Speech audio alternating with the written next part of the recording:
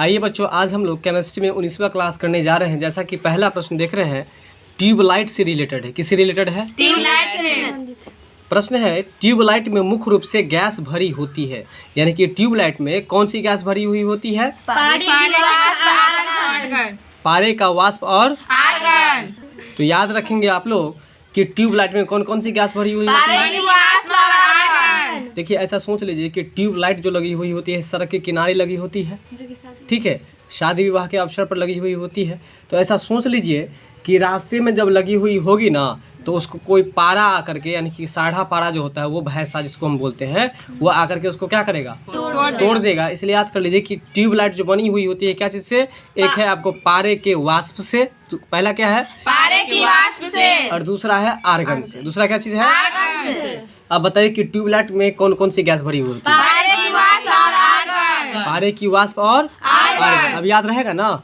कैसे याद रखिएगा? ट्यूबलाइट को कौन तोड़ देगा? पारा। चलिए, तो पारे की वाष्प और आर्गन। अगला प्रश्न है, हाइड्रोजन का अवशोषण, हाइड्रोजन को अवशोषण करने वाली धातु कौन सी है? ठीक है, तो मतलब हाइड्रोजन को अवशोषित करती है। हाइड्रोजन को क्या करता है? अवशोषित। अवशोषित। अवशोषित मतलब क्या हुआ? अपने में समा लेना, खींच लेना। और कैसे नहीं करती है? बिल्कुल देखिए, लोहा जो होता है, आप ठंडा के समय में लोहा को जब आप छूते हैं और एक लकड़ी को छूते हैं, तो ठंडा किस में ज्यादा लगता है? लोहा में। लोहा में ठंडा क्यों लगता है? क्योंकि ठंडा को खींच, क्योंकि वह धातु जो है, लोहा मतलब धातु जो है, वह हाइड्रोजन को क्या करता है? खींचता है अपने ओर, अपने में समा लेता है। और आप जानते हैं कि हाइड्रोजन और ऑक्सीजन को मिला के क्या बनता है?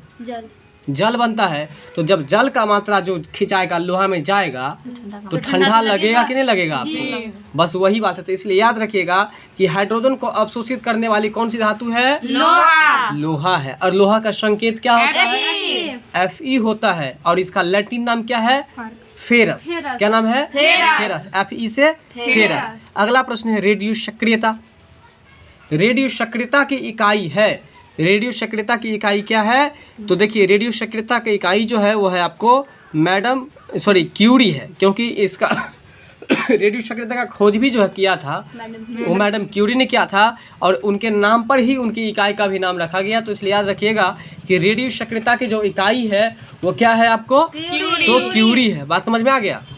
ठीक है, तो आप लोग याद रखेंगे कि रेडियो सक्रियता की इकाई क्या है? क्यूरी। अगर आपसे पूछ दे कि रेडियो सक्रियता का खोज किसने किया, तो मैडम क्यूरी ने किया है। किसने किया है? Madam Curie. ठीक है। अगला प्रश्न है, यूरिया खाद से पौधे का कौन सा तत्व मिलता है? देखिए, यूरिया खाद आप लोग यूज किए होंगे। कैसा होता है यूरिया खाद? बताइए तो। बिल्कुल चीनी के जैसा होता है ना। तो यूरिया खाद जो है, उससे पौधों में कौन सा तत्व मिलता है? तो उसको मिलता है वो नाइट्रोजन। क्या मिलता है? नाइट्रोजन। देखिए, ऐसा सोच लीजिए, यूरिया खाद है। कौन सा खाद है? यूरिया खाद। देखिए, कोई भी इंसान, आप गौर कीजिए, कोई भी इंसान यूरिया खाद छींटने के लिए फसल में किस टाइम जाता है? शाम में जाता है।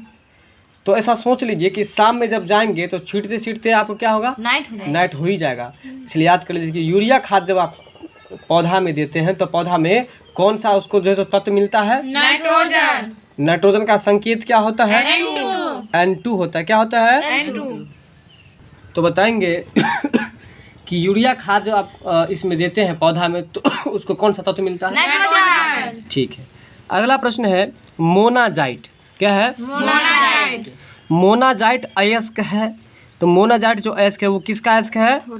थोरियम का अयस्क है। देखिए, अगर आपको मन जो भर जाएगा किसी चीज़ से, जैसे कि मान चलिए आप खाते रहेंगे, तो खाना वाना खाते रहते हैं, बहुत खाते रहते हैं, तो मन भर जाता है, फिर भी आपको देखिएगा देने वाला सब थोड़ा ले लीजिए, एक ले लीजिए, एक मिठाई ले लीजिए, एक हमारे हाथ से ले लीजिए। कहने का मतलब क्या होता है? ऐसा होता है कि नहीं होता है? बताइए। इसलिए याद कर लीजिए कि मोनाजाइट जो है, मोनाजाइट जब जो मन भर जाएगा तो हम लोग थोड़ा थोड़ा करके खाएंगे ना। इसलिए याद कर लीजिए कि मोनाजाइट किसका अयस्क है? किसका अयस्क है? थोरियम का अयस्क है। अगला प्रश्न है, गैल्वेनाइज्ड। गैल्वेनाइज्ड का हिंदी बताइए आप लोग। बिल्कुल सही। गैल्वेनाइज्ड का हिंदी क्या होता है? जस्तीकरण होता है। तो गैल्वेनाइज्ड लोहे की चादर, गैल्वेनाइज्ड, देखिए प्रश्न को आप लोग समझिए, प्रश्न नहीं समझते हैं आप लोग, प्रश्न आप लोग नहीं समझते, जिसके कारण से बहुत सारा प्रश्न सॉल्व नहीं कर पाते हैं। गैल्वेनाइज्ड का मतलब होता है जस्तीकरण। जैसे ये लोहा है और लोहा के ऊपर से हम लोग जिंक का परत जो चढ़ा देंगे तो ये हो जाएगा जस्तीकरण। नहीं समझ में आया? या उसी को हम गैल्वेनाइज्ड भी कहेंगे। तो गैल्वेनाइज्ड लोहे की चादर किस वस्तु की परत के कारण से जंग खाने से बचाती है? जिंक। तो सीधी बात है, गैल्वेनाइज्ड जैसे ही ऑप्शन क्वेश्चन में आए, जस्तीकरण क्वेश्चन में आए, आप उसका आंसर जिंक ढूंढिएगा, ठीक है। तो इसका आंसर क्या है? जिंक है। और जिंक को ही हम लोग क्या बोलते हैं? जस्ता भी बोलते हैं। और इसका संकेत क्या होता है? Zn होता है।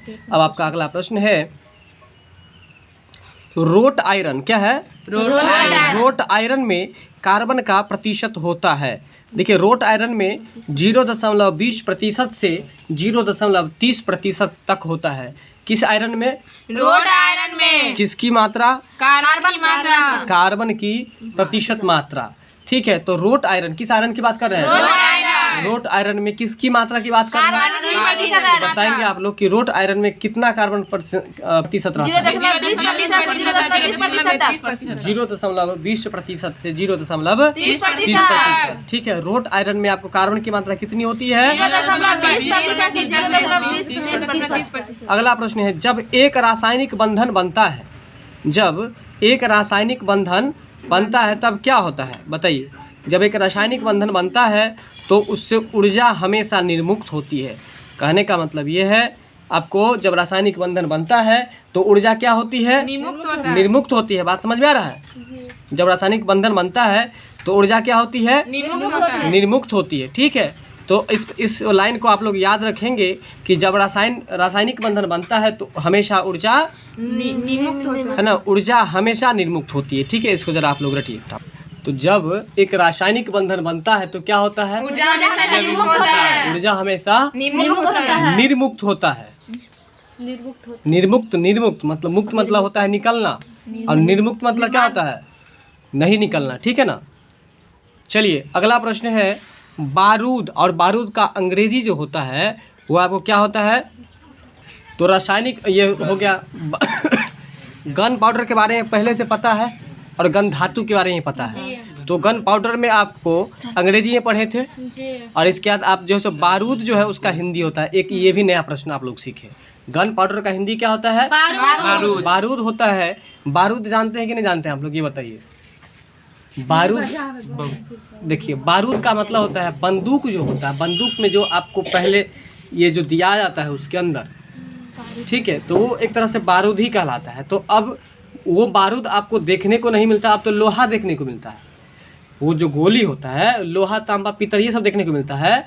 लेकिन ये आपको जो पहले जो आपको जो चलता था, जैसे अभी आपको ये राइफल नहीं है, राइफल बड़ा बड़ा जो होता है उसमें वो बारूद का यूज किया जाता है। लेकिन अब का जो पिस्तौल सब आ गया है, आपका जो बंदूक आया है, उसमें गन धातु का यूज किया जाता है। या तो पित्तल का बना होता है, या मतलब जिस धातु का बना हो, लेकिन धातु का बना हुआ होता है उसका गोली। तो इसलिए आप दो क्वेश्चन पढ़े होंगे, गन पाउडर और गन धातु, दोनों पढ़े। बात समझे कि नहीं समझे? तो पहले ये बारूद वाला था, पहले बारूद उसमें ऐसे ऐसे डाल के इसको इसका कोंचा जाता था उसके अंदर, और कोंचने के बाद तब जाकर के चलता था। तो बताइए कि कितना समय लगता होगा उसमें। इसीलिए पहले उसको भर के तब रखा, पहले ही रिजर्व में रखा जाता था। तो सीधे गोली पर डाल देते। अब तो सीधे निकालिए और मतलब पूरा छर्रा लगा दिया जाता है और मारते रहता है, इसका तो ऊपर से वो निकल जाता है, लगता रहता नहीं। तो वो गन धातु होता है। बारूद का यूज कहाँ किया जाता है? जैसे तोप में, बड़ा बड़ा जो तोप होता है युद्ध में जो यूज किया जाता है। जैसे कि आपको बाबर जो पहले युद्ध किया था उसमें यूज किया गया था, तोप का प्रयोग किया था सबसे पहला, ठीक है। तो बारूद मतलब समझ गए ना, बारूद मतलब पाउडर। देखिए अगर वो भी नहीं समझे तो ये समझिए, बीड़ी फटाका फोड़े हैं, कोई भी बम फोड़े हैं, उसके अंदर में जो बुरादा होता है उसको क्या कहते हैं? बारूद। उसको तो बारूद ही तो कहते हैं ना, वैसे ही भरा रहता है। समझ में अब आ गया होगा आपको, ठीक। तो देखिए बारूद में जो है अब वो क्या क्या चीज़ का मिश्रण है? नाइटर है, सल्फर है, चारकोल है। क्या सब है? Nitre, sulphur, charcoal. Nitre, sulphur और चारकोल, अब आपका अगला प्रश्न है अम्लीय वर्षा यानी कि एसिड रेन। अम्लीय वर्षा मतलब एसिड रेन, क्योंकि एसिड मतलब अम्ल होता है और रेन मतलब वर्षा होता है। अम्लीय वर्षा किसके द्वारा? वायु प्रदूषण के कारण होता है। अब एक प्रश्न यहाँ क्वेश्चन से ही निकल रहा है कि अम्लीय वर्षा किस प्रदूषण के कारण होता है। ये आप जीएस में जब एग्जाम देने के लिए जाएंगे, बीए ग्रेजुएशन का 3rd पार्ट, उसमें ये प्रश्न सब आपको ज्यादा मिलता है कि अम्लीय वर्षा का कारण क्या है? वायु प्रदूषण, याद रखिएगा। दूसरा प्रश्न ये बनता है कि वायु प्रदूषण, ये अम्लीय वर्षा का कारण कौन कौन सा है, कौन कौन सा गैस है? तो नाइट्रस ऑक्साइड है और सल्फर डाइऑक्साइड है। बताइए क्या सब है? अम्लीय वर्षा जो होता है वो नाइट्रस डाइऑक्साइड, तो डाई मतलब क्या? नाइट्रस डाई नहीं है, सिर्फ नाइट्रस ऑक्साइड, ठीक है, और सल्फर डाइऑक्साइड, तो डाई का मतलब दो, ठीक है। तो याद रखेंगे आप लोग कि अम्लीय वर्षा का कारण जो है कौन कौन सा गैस है? डाइऑक्साइड और सल्फर डाइऑक्साइड, ठीक है। अगला प्रश्न है अभिक्रिया। अभिक्रिया को अंग्रेजी में हम लोग कहते हैं रिएक्शन, और रिएक्शन को हम लोग प्रतिक्रिया भी कहते हैं, अभिक्रिया भी कहते हैं, ठीक है। तो बताइए कि प्रतिक्रिया के बराबर विपरीत प्रतिक्रिया होती है। यह न्यूटन का कौन सा नियम है? ये न्यूटन का यह तृतीय गति नियम है, ठीक है। आप जब गुलेल से जब आप बंदूक ये गोली छोड़ते हैं तो वहाँ कौन सा नियम लागू होता है? तृतीय नियम तृतीय। और बंदूक से जब गोली छूटता है तो भी वहाँ पर तृतीय नियम ही लगता है। अगला प्रश्न है, तो ये अभिक्रिया का मतलब समझ गए? अभिक्रिया मतलब अंग्रेजी में रिएक्शन, और दूसरा और इसका प्रतिक्रिया, ठीक है। तो अभिक्रिया में एक उत्प्रेरक का कार्य करता है। देखिए उत्प्रेरक का मतलब होता है दलाल। दलाल इधर भी रहता है और उधर भी रहता है, लेकिन कहीं नहीं रहता है। कहने का मतलब वो भाग कहीं नहीं लेता है, लेकिन दोनों तरफ रहता है, लेकिन रहता है दोनों तरफ। बात समझ में आ रहा है? तो देखिए कभी इसके मन को बढ़ा दिया, कभी इसके मन को बढ़ा दिया। बात समझ में आ रहा है? बिल्कुल। किसी कोई भी पर्पस पर, शादी विवाह या कोई भी पर्पस हो, कोई सामान खरीदने में ही हो, ठीक है ना, किसी विवाद में ही हो, तो क्या करता है वो कभी इस पार्टी को बढ़ा दिया, कभी इस पार्टी को बढ़ा दिया। तो कहने का मतलब याद रखिएगा इसलिए कि अभिक्रिया में उत्प्रेरक का क्या काम है? तो इसका काम है अभिक्रिया के रेट को, यानी कि अभिक्रिया के दर को बढ़ा देना। बात समझ में आया? अभिक्रिया के दर को क्या करना? बढ़ा देना।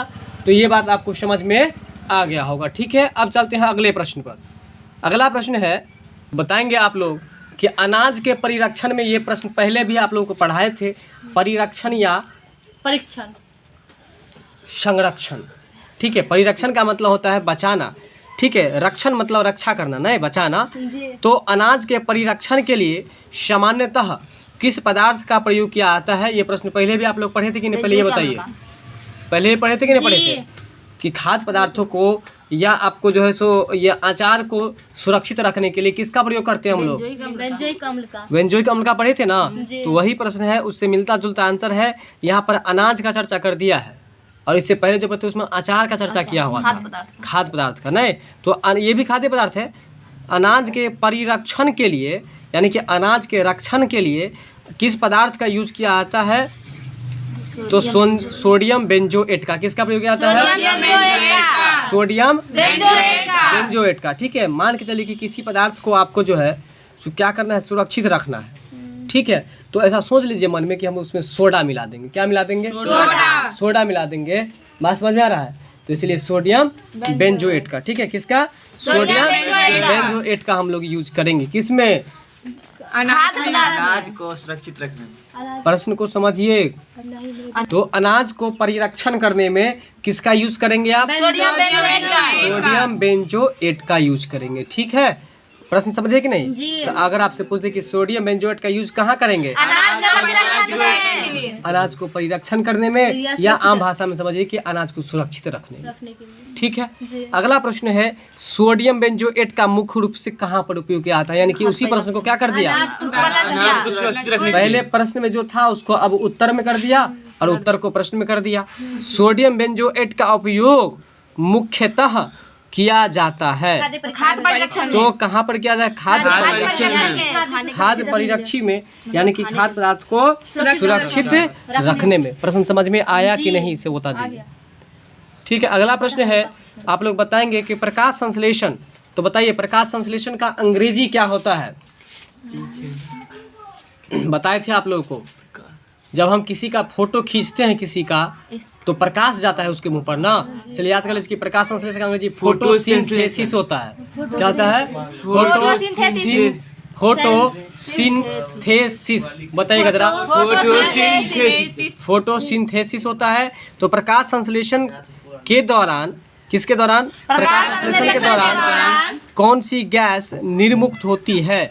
निर्मुक्त का मतलब होता है निकलना। इससे पहले जो प्रश्न था जरा उस पर भी आप लोग ध्यान दे दीजिएगा। वहाँ निर्मुक्त का मतलब बताए थे नहीं निकलना, लेकिन ठीक उसका उल्टा होता है। निर्मुक्त का मतलब क्या होता है? निकलना। क्योंकि याद रखिएगा प्रकाश संश्लेषण की जो क्रिया होती है उसमें एक CO2 लेता है और निकलता जो मुक्त होता है वो क्या मुक्त होता है? ऑक्सीजन निकलता है, तभी तो हम लोग उसको लेते हैं। प्रश्न समझ में आया कि नहीं आया? तो बताइए कि प्रकाश संश्लेषण के दौरान कौन सी गैस निर्मुक्त होती है? ऑक्सीजन मुक्त होती है। तो बताइए ऑक्सीजन, हाँ, यानी कि निकलती है। निर्मुक्त होने मतलब निकलना।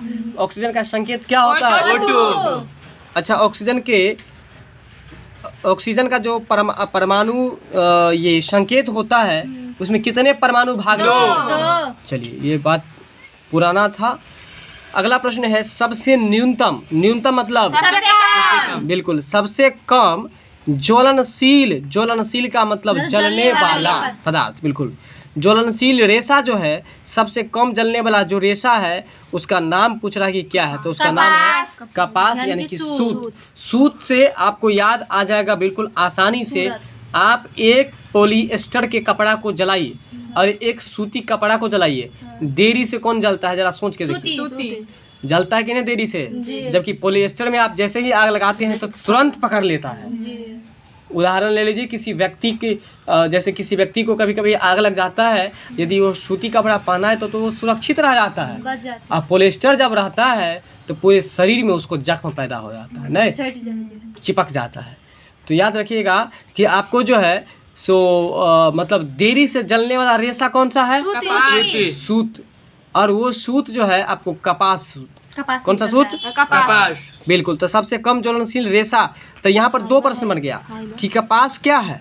रेशा है। तो कपास, इसको उल्टा याद कीजिए, कपास एक रेशा है। और रेशा को अंग्रेजी में क्या कहते हैं? फाइबर कहते हैं। क्या कहते हैं? फाइबर कहते हैं। तो सबसे कम जलने वाला फाइबर बताइएंगे आप?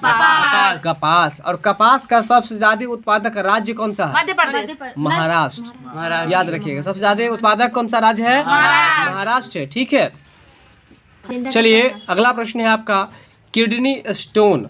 इसकी चर्चा पहले भी किए थे कि किसी किसी व्यक्तियों को किडनी में पत्थर हो जाता है, अंग्रेजी में कहते हैं उसको हम लोग कि स्टोन हो गया है। क्या हो गया है? स्टोन। वही है कि किडनी स्टोन यानी कि पथरी। किडनी स्टोन यानी कि पथरी में क्या होता है?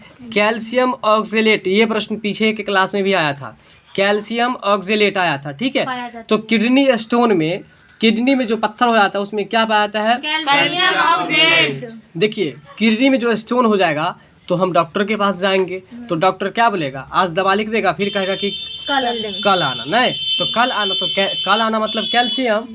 बात समझ में आ गया? और दूसरा है आपको कि कल जो को डॉक्टर करेगा तो पेशेंट को लेटे ना होगा। क्या लेट होगा कि नहीं होगा? तो कल से याद रख लीजिएगा कैल्शियम, और लेट से याद रखिएगा ऑक्जेलेट। लेट से क्या याद रखिएगा? ऑक्जेलेट। क्या याद रखिएगा? बताइए कि किडनी स्टोन में क्या पाया जाता है? Calcium oxalate. तो हमको लगता है कि आप लोग नहीं भूलिएगा प्रश्न को। तो बताइए कि किडनी का हिंदी क्या होता है? वृक्क होता है। क्या होता है? वृक्क होता है।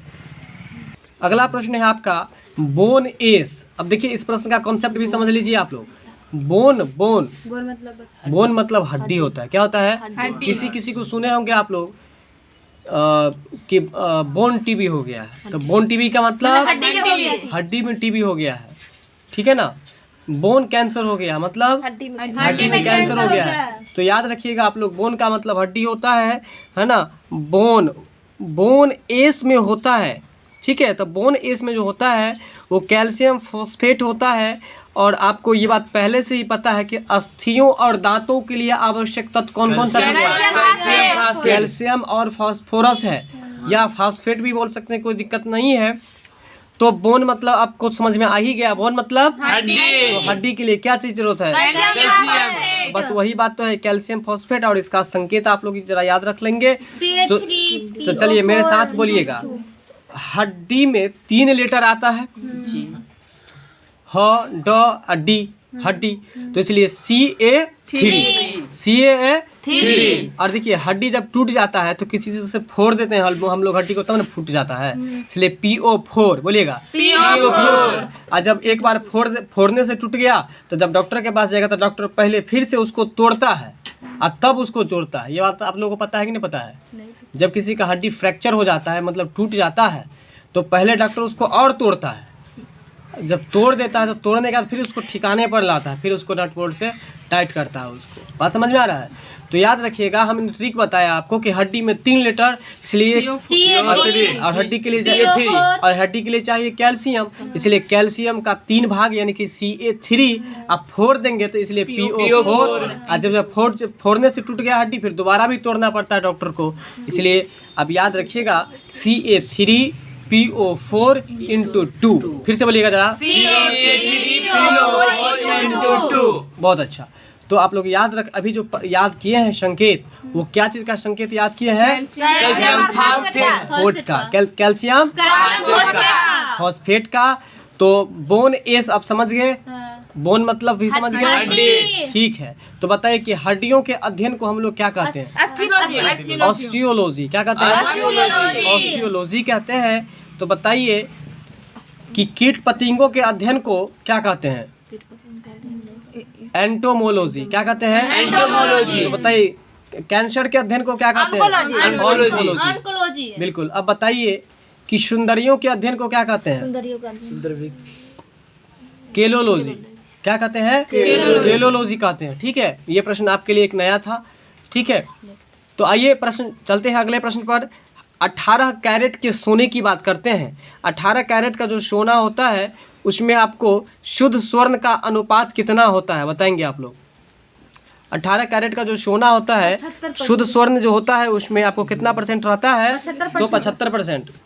ठीक है, तो 18 कैरेट के सोना में जो शुद्ध स्वर्ण होते हैं वो आपको 75% यानी कि 75% होते हैं। कितने होते हैं? 75% होते हैं। कितने कैरेट सोना की बात हो रही है? तो बताएंगे आप लोग कि शुद्ध सोना कितना कैरेट का? 24 कैरेट का। अगर शुद्ध सोना का आभूषण बनाया जाए तो क्या वह आभूषण बन सकता है? नहीं बन सकता है। इसीलिए अब बताएंगे कि आपका आभूषण क्या शुद्ध स्वर्ण का बना हुआ होता है? नहीं। क्या उसमें केवल सोना मिला हुआ रहता है? नहीं। तो उसमें और भी अन्य पदार्थ मिला हुआ रहता है। नहीं, और भी दूसरा पदार्थ उसमें मिला हुआ रहता है। किसी मिट्टी में जिप्सम का प्रयोग, जिप्सम के बारे में आप लोग जानते हैं, किसी मिट्टी में जिप्सम का प्रयोग करके उस फसल को उगाने में उपयुक्त बनाया जाता है। तो कहने का मतलब ये है कि जब मिट्टी की अम्लीयता बढ़ जाती है, क्या बढ़ जाती है? अम्लीयता। तो उस अम्लीयता को कम करने के लिए उसमें क्या मिलाते हैं? जिप्सम मिलाते हैं। और जिप्सम मिलाने के बाद उसकी अम्लीयता कम होकर के वह क्षारीय हो जाती है, तब जाकर के वह पौधा विकास करने लगता है।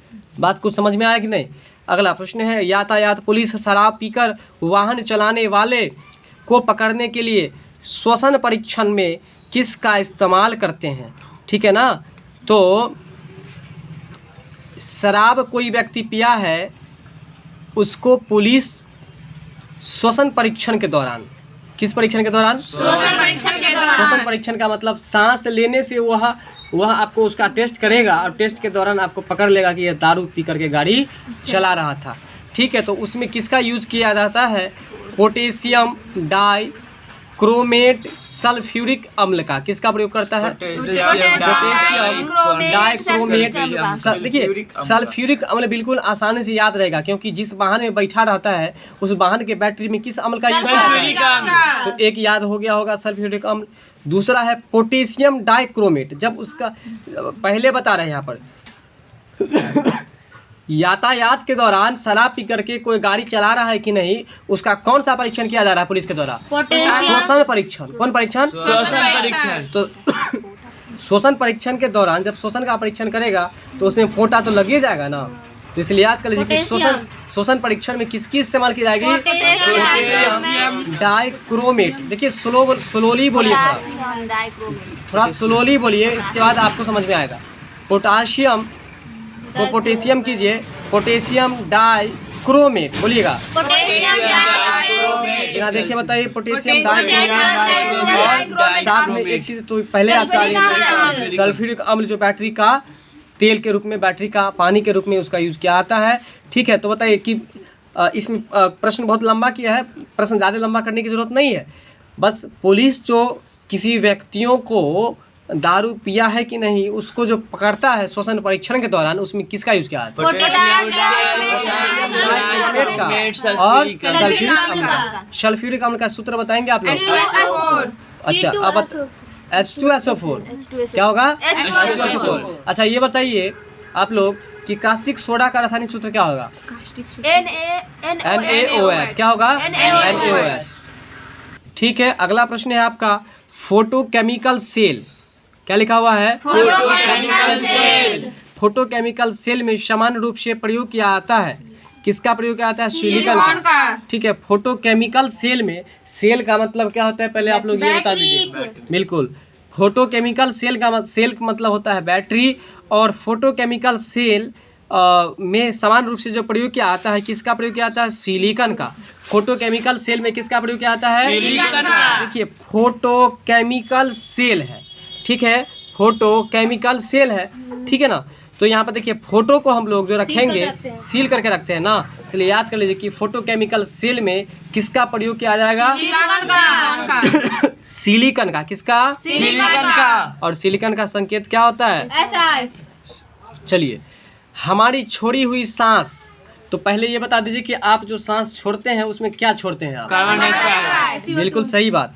तो हमारी छोड़ी गई सांस में कार्बन डाइऑक्साइड की मात्रा जो होती है वो लगभग कितनी प्रतिशत होती है?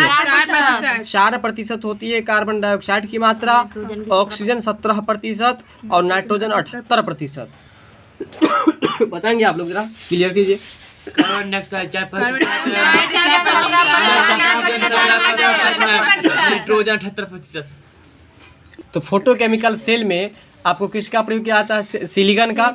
ठीक है, और हमारी छोड़ी हुई सांस के हवा में कार्बन डाइऑक्साइड की मात्रा 4% होती है, बस इतना याद रखिए। ऑक्सीजन 17%। भीड़ को तितर बितर करने में, आपको पता है जब कभी किसी बात का ये हो जाए, मतलब वार्तालाप हो जाए, लोगों के बीच में भीड़ भाड़ हो जाए, तो उसको कम करने के लिए पुलिस एक गैस छोड़ती है। वो कौन सा गैस रहता है? और वो बहुत तरह का गैस छोड़ता है, कोई जरूरी नहीं कि लाफिंग गैस ही रहता है, आंसू गैस भी छोड़ता है। तो उसमें अश्रु गैस जो होती है, तो अश्रु गैस में आपको किसका यूज किया जाता है? क्लोरीन का। किसका यूज किया जाता है? क्लोरीन। और क्लोरीन का संकेत क्या होता है? Cl। चलिए, तो याद रखेंगे अश्रु गैस में किसका यूज किया जाता है? क्लोरीन गैस का। ठीक है, मुख शोधन। मुख शोधन का मतलब होता है, जैसे कि कितने लोगों को देखिएगा कि दारू पी करके और पान खा लेता है। ऐसा क्यों करता है? क्योंकि उसको जो है दारू का बदबू नहीं आए किसी दूसरे व्यक्तियों को, इसलिए मुख को शोधन करता है, मुख को साफ करता है, यानी कि माउथ वॉश करता है। ठीक है, तो मुख शोधन तथा टूथपेस्ट, टूथपेस्ट जानते हैं ना, कॉलगेट, टूथपेस्ट में यौगिक आमतौर पर आपको प्रयोग किया जाता है। यानी कि याद रखिएगा आप लोग कि टूथपेस्ट में आपको जो यूज किया जाता है वो सुहागा का यूज किया जाता है। किसका? सुहागा का। सुहागा खाने वाला होता है, ठीक है ना, सुहागा, सुहागा गाँव घर में बोलता है उसको, सुहागा। याद रखिएगा कि आप जो है, देखिए, मुख शोधन मतलब मुख का शोधन आप जो करते हैं, मुंह जो धोते हैं, तो मुंह क्या चीज़ से धोते हैं? टूथपेस्ट से। तो टूथपेस्ट से आप मुंह कब धोइएगा? जब देखिए सुहागा में हागा मतलब हगा हगेगा तभी ना टूथपेस्ट मुंह धोएगा।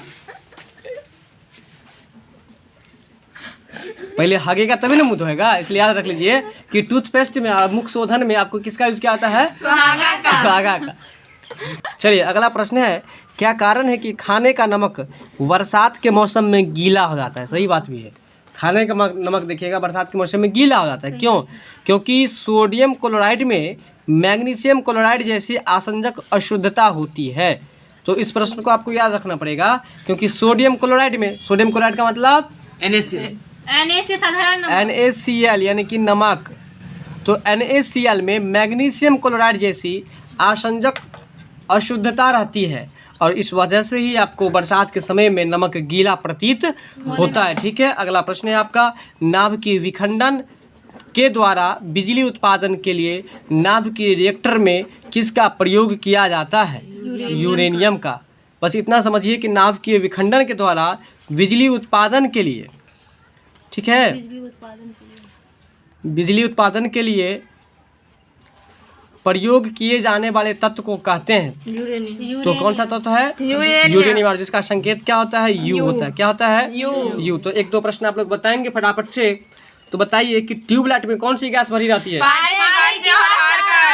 बहुत अच्छा। अब बताइए कि हाइड्रोजन को अवशोषण करने वाले धातु कौन सी है? रेडियो सक्रियता की इकाई यूरिया खाद से पौधों को कौन सा? मोनाजाइट किसका अयस्क है? मोनाजाइट थोरियम का। गैल्वेनाइज्ड लोहे की चादर किस वस्तु के कारण जंग से बचाती है? रोट आयरन में कार्बन की प्रतिशत मात्रा कितनी होती है? 20% से 0.30% तक। जब रासायनिक बंधन बनता है तो क्या होता है? उसमें से हमेशा ऊर्जा निर्मुक्त होती है, यानी कि निकलती है ना। बारूद यानी कि गन पाउडर किसका किसका मिश्रण होता है? बताइए। और सोडा अगर नहीं होगा तो नाइट्रस का। चलिए, नाइटर। अम्लीय वर्षा किस प्रदूषण के कारण? क्या क्या उसमें गैस रहता है तब वर्षा होती है? नाइट्रस ऑक्साइड और सल्फर डाइऑक्साइड। अभिक्रिया में उत्प्रेरक का क्या काम है? उत्प्रेरक दर को मतलब अभिक्रिया के रेट को यानी कि दर को बढ़ा देता है। ठीक है, अनाज के परिरक्षण के लिए किसका प्रयोग किया जाता है? सोडियम बेंजोएट का। ठीक है, प्रकाश संश्लेषण के दौरान कौन सी गैस ऑक्सीजन निकलती है? ऑक्सीजन। सबसे न्यूनतम मतलब सबसे कम ज्वलनशील गैस कौन सा है? सबसे कम जलने वाला ये रेशा कपास बिल्कुल। और रेशा का अंग्रेजी क्या होता है? फाइबर। बताएं, किडनी में जो पत्थर हो जाता है उसमें क्या क्या रहता है? बताइए। Calcium oxalate. तब तो लेट होगा। Calcium oxalate. ट्रिक को याद रखिए। बोन एस में क्या सब होता है? बताइए। Calcium phosphate. सूत्र क्या होगा? बहुत अच्छा। 18 कैरेट के सोना में शुद्ध स्वर्ण 75% अनुपात होता है। किसी मिट्टी में जिप्सम का प्रयोग करके फसल उगाने में उपयुक्त बनाया जाता है? क्षारीय का। बिल्कुल। कोई व्यक्ति शराब पी के वाहन चला रहा है या नहीं चला रहा है, इसका श्वसन परीक्षण जो पुलिस करते हैं वो आपको किसका इस्तेमाल करते हैं? बहुत अच्छा। फोटोकेमिकल सेल में, किसमें? फोटोकेमिकल सेल में सामान्यतः किसका प्रयोग किया जाता है? क्लोरीन का। नहीं, फोटोकेमिकल सेल सेल का सिलिकॉन। सिलिकॉन। ठीक है, फोटो को हम लोग सील करके रखेंगे नहीं तो खराब हो जाएगा ना, इसलिए फोटोकेमिकल सेल में किसका प्रयोग किया जाएगा? सील का। हमारी छोड़ी गई गैस में कार्बन डाइऑक्साइड की मात्रा, ऑक्सीजन की मात्रा। अच्छा, पुलिस भीड़ को तितर बितर करने के लिए किस गैस का यूज किया जाता है? अश्रु गैस का यूज करता है। और उस अश्रु गैस में कौन सा गैस रहता है? क्लोरीन रहता है। बताइए, मुख शोधन या टूथपेस्ट में किस यौगिक का यूज किया जाता है? सुहागा। नहीं, हगने के बाद। अगला है कि क्या कारण है कि खाना का नमक बरसात के मौसम में गीला प्रतीत होता है? कैल्शियम क्लोराइड और मैग्नीशियम क्लोराइड। बिल्कुल, मैग्नीशियम क्लोराइड जैसी आसंजक अशुद्धता होती है।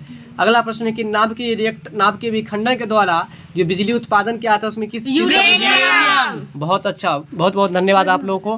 वीडियो अच्छी लगी हो तो लाइक शेयर सब्सक्राइब जरूर कीजिएगा।